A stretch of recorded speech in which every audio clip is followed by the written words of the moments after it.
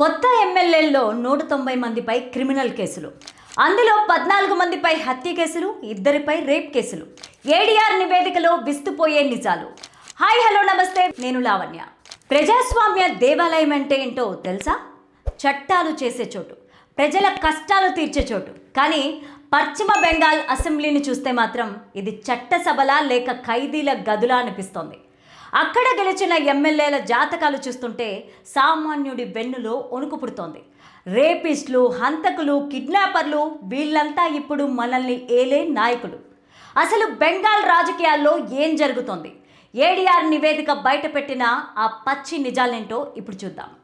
బంగారు బెంగాల్ కావాల్సింది పోయి ఇప్పుడు నేరాల జంగల్గా మారిపోతుంది. అసోసియేషన్ ఫర్ డెమోక్రటిక్ రిఫార్మ్స్ ఇచ్చిన రిపోర్ట్ చూస్తే కళ్ళు బైర్లు కమ్మాల్సిందే.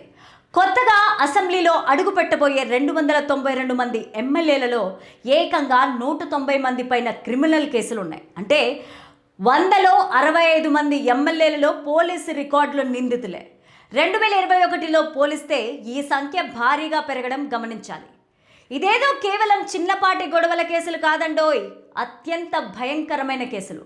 14 మంది పైన హత్య కేసులున్నాయి, 54 మంది పైన హత్యాయత్నం కేసులున్నాయి.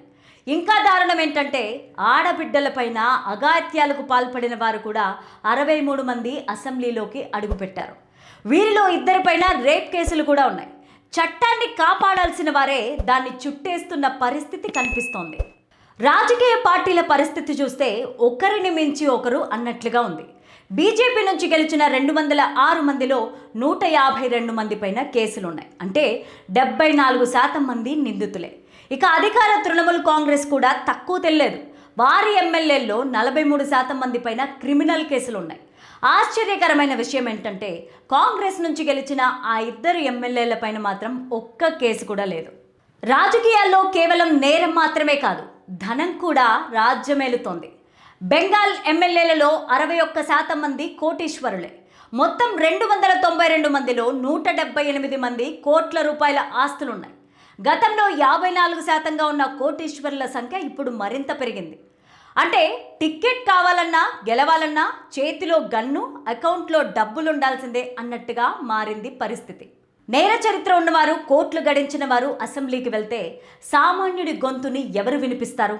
మహిళలపైన కేసులున్నవారు మహిళా భద్రత గురించి మాట్లాడడం అంటే హాస్యాస్పదం మరొకటి ఉండదు.